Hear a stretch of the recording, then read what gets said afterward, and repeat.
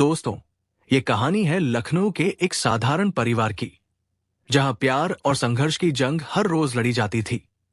रामेश्वर जी और उनकी पत्नी सरिता जी ने अपने दो बच्चों, बेटे अक्षय और बेटी रिया को बड़ी मुश्किलों से पाला पोसा, पढ़ाया लिखाया।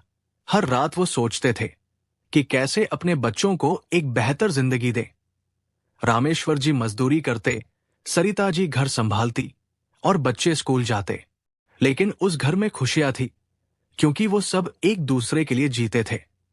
अक्षय बड़ा हुआ तो उसकी शादी पूजा से हुई, जो शुरुआत में घर की हर जिम्मेदारी निभाती, सरिता जी की सेवा करती, चाय बनाती, खाना पकाती, और सबको लगता था कि ये परिवार अब और मजबूत हो गया है। लेकिन समय के साथ पूजा की सोच बदलने लगी। वो सोचती कि क्यों इतना सब सहना पड़ता है, क्यों सरिता जी की हर बात माननी पड़ती है। और धीरे धीरे उसके मन में जलन की आग सुलगने लगी, खासकर जब रामेश्वर जी कहते कि रिया को पहले अपने पैरों पर खड़ा होने दो, फिर शादी करेंगे। क्योंकि उनके पास दहेज देने लायक पैसे नहीं थे, लेकिन उन्हें भरोसा था कि रिया खुद अपनी किस्मत लिखेगी। वो एक दिन बड़ा अधिकारी बनेगी और परिवार का नाम रोशन करेगी। फिर एक दिन रामेश्वर जी की अचानक बीमारी से मौत हो गई। वो पल जब घर में सन्नाटा छा गया। सरिता जी रोती रहीं। अक्षय ने सारी जिम्मेदारियां अपने कंधों पर ले ली। वो अब घर का इकलौता कमाने वाला था। सुबह से शाम तक काम करता, थक कर घर आता। लेकिन पूजा को अब रिया की पढ़ाई खटकने लगी।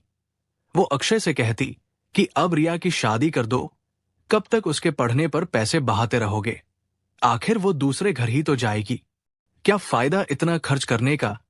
अक्षय समझाता कि पापा की आखिरी इच्छा थी, रिया को नौकरी मिलने दो, फिर शादी करेंगे। लेकिन पूजा नहीं मानती, रोज बहस करती, और उसके मन में वो जलन बढ़ती जाती जो परिवार को अंदर से खोखला करने वाली थी। फिर पूजा की मां घर आई। उसने रिया के लिए एक रिश्ता बताया।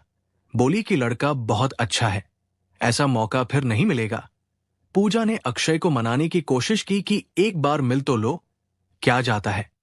अक्षय पहले मना करता रहा, लेकिन जब सरिता जी ने चुपचाप देखा तो वो मान गया। सोचा देख लेते हैं, लेकिन अगर पसंद नहीं आया तो शादी नहीं होगी। और वो दिन आया जब सब लड़के के घर गए। लेकिन जैसे ही सरिता जी ने लड़के को देखा, उनके होश उड़ गए। लड़का लंगड़ा कर चल रहा था। कुछ समय पहले एक्सीडेंट हो गया था।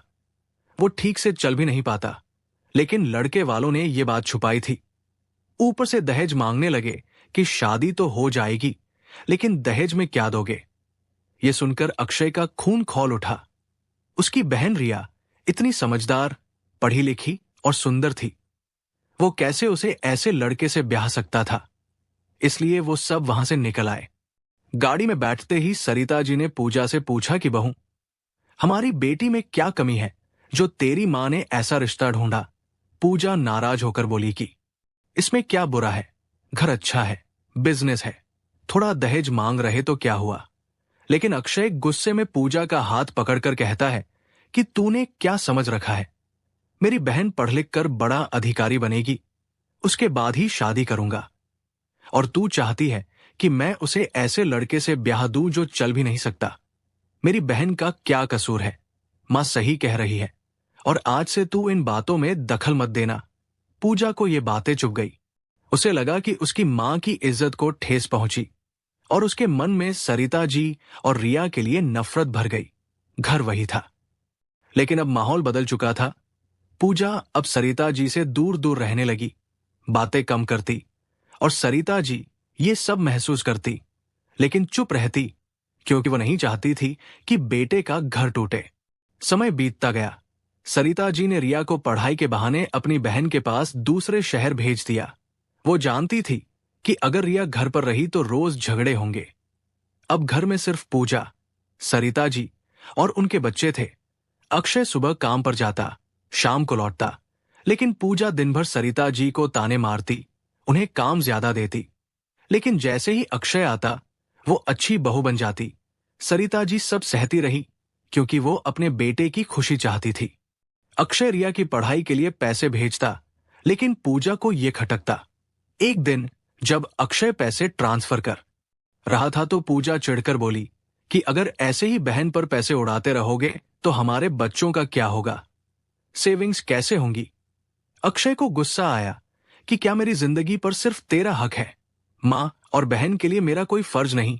रिया बुआ के घर रहकर पढ़ रही है, उसके लिए पैसे भेज रहा हूं तो क्या गलत है। बहस हो गई।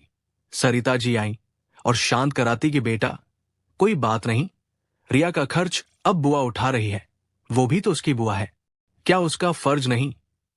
अक्षय मजबूरन पैसे भेजना बंद कर देता, लेकिन वो रिया से बात करता, उसे हौसला देता। इधर सरिता जी ने रिया को फोन पर सब बता दिया कि घर में क्या चल रहा है। रिया समझ गई कि भाभी नहीं चाहती उसके भाई के पैसे उस पर खर्च हों, इसलिए उसने खुद पार्ट टाइम जॉब कर ली, अपनी पढ़ाई का खर्च उठाने लगी। और घर में सबको कहा गया कि अब बुआ खर्च उठा रही है। सब ठीक चल रहा था, लेकिन फिर अक्षय की कंपनी में पोस्टिंग बदल गई। उसे 400 से 500 किलोमीटर दूर दूसरी ब्रांच में भेजा गया। प्रमोशन हुआ, सैलरी बढ़ी। वो खुशी से मिठाई लेकर आया। सबसे पहले मां को बताया कि मां, मेरी प्रमोशन हो गई, अब ज्यादा पैसे आएंगे। सरिता जी खुश हो गई। पूजा भी बोली कि अच्छा है, अब सेविंग्स ज्यादा होंगी। लेकिन अक्षय को बहन की फिक्र थी। फिर वो नई जगह चला गया, वहां रहता, 1-2 महीने में घर आता। समय बीतता रहा। रिया अपनी नौकरी की तैयारी करती रही और इधर घर में सरिता जी अकेली हो गई। पूजा का व्यवहार और बुरा होता गया। वो सरिता जी को तंग करती, लेकिन सरिता जी चुप रहती। फिर वो भयानक दिन आया जब सरिता जी कांपते हाथों से पोते के कपड़े इस्त्री कर रही थी।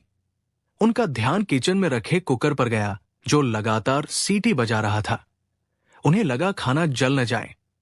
वो जल्दी से इस्त्री छोड़कर भागी, लेकिन कुछ ही मिनटों में घर धुएं से भर गया। जब लौटीं तो पोते की स्कूल यूनिफॉर्म जल चुकी थी। पूजा जो कमरे में आराम कर रही थी, धुआं देखकर बाहर आई। जली ड्रेस देखी तो उसका गुस्सा फूट पड़ा। बिना सोचे उसने सरिता जी के गाल पर जोरदार थप्पड़ मारा। सरिता जी लड़खड़ाकर गिर पड़ी। पूजा चिल्लाई कि तूने मेरे बेटे की यूनिफॉर्म जला दी। सरिता जी की आंखों में आंसू आ गए। वो उठने की कोशिश कर रही थी, लेकिन पूजा ने उनके बाल पकड़कर घसीटा, हॉल में लाकर पटक दिया। अक्षय की बेल्ट पड़ी थी। पूजा ने उठाई और सरिता जी पर बरसाने लगी, चीखती कि तेरी वजह से मेरी मां को ताने सुनने पड़े, आज तुझे दर्द महसूस होगा। सरिता जी चीख चीख कर रहम मांग रही थी, लेकिन पूजा नहीं रुकी। उसी पल रिया पुलिस की वर्दी में घर पहुंची। अक्षय उसके साथ था, क्योंकि रिया ने भाई को पहले बता दिया था कि उसे पुलिस की नौकरी मिल गई। ट्रेनिंग पूरी कर दोनों साथ मां को सरप्राइज देंगे। लेकिन जैसे ही दरवाजा खोला, उनके होश उड़ गए। पूजा सरिता जी को बेल्ट से पीट रही थी। रिया जोर से चिल्लाई मां। उसकी चीख घर में गूंज गई। सरिता जी जमीन पर गिरी थी, आंसू बह रहे थे। रिया की आंखों में गुस्से की आग भड़क उठी। वो तेजी से आगे बढ़ी, पूजा के हाथ से बेल्ट छीनी, गरज कर बोली कि खबरदार अगर मेरी मां को दोबारा हाथ लगाया। पूजा की आंखें फटी रह गई। पहली बार ननद को वर्दी में देखा। वो कांप गई, लेकिन रिया अब रुकने वाली नहीं थी। उसी बेल्ट से पूजा पर बरसाने लगी, चीखती कि तूने मेरी मां पर हाथ उठाने की हिम्मत कैसे की, वो मेरी जान है। पूजा दर्द से कराह रही थी, माफी मांग रही थी, लेकिन रिया की आग शांत नहीं हो रही। अक्षय दौड़कर मां को उठाया, गले लगाया। तभी स्कूल से बच्चे आए। मां को पिटते देख उनके ऊपर लेट गए, चीखे कि मां को मत मारो। रिया के हाथ रुक गए, बेल्ट फेंकी, गहरी सांस ली और मां को गले लगा लिया। बोली कि बहुत हो गया मां, अब तुझे और सहने की जरूरत नहीं, तू मेरे साथ चलेगी। सरिता जी के आंसू बहने लगे। पहली बार लगा कि वो अकेली नहीं। अक्षय गुस्से से बोला कि नेहा, जो इसने किया उसकी सजा मिलेगी, कल इसे घर से निकालूंगा। फिर तीनों एक कमरे में चले गए। सरिता जी कांप रही थी, अक्षय चुप था। रिया गुस्से में। एक दूसरे को सहारा देकर बैठे रहे। शाम से रात हो गई, लेकिन नींद नहीं आई। उधर पूजा बच्चों के साथ रो रही थी। अब उसे गलती का एहसास हो रहा था। डर रही थी कि अक्षय क्या करेगा। सुबह हुई। पूजा दौड़कर सरिता जी के पैरों में गिरी। माफी मांगी कि मुझे माफ कर दो, मुझे नौकरानी बना लो लेकिन घर से मत निकालो। लेकिन अक्षय चुपचाप बाहर गया, वकील से तलाक के पेपर लाया, पूजा की तरफ फेंके कि साइन करो और जाओ। पूजा गिड़गिड़ाई कि मैं बच्चों के बिना नहीं रह सकती, गलती हो गई लेकिन अब नहीं होगी। अक्षय का गुस्सा नहीं कम हुआ कि मैंने तेरे लिए मां बहन को नजरअंदाज किया, लेकिन तूने उन्हें अपमानित किया, अब तेरी जगह नहीं। पूजा को धक्का दिया, वो गिर पड़ी, रोने लगी। तभी सरिता जी ने अक्षय का हाथ पकड़ा कि बेटा, गलती बड़ी थी लेकिन बच्चों की जिंदगी बर्बाद मत कर। रिया ने भी कहा कि भैया, बच्चों को मां चाहिए, पूजा को एक मौका दो। अक्षय सोच में पड़ गया, क्या बच्चों से मां छीन सकता था?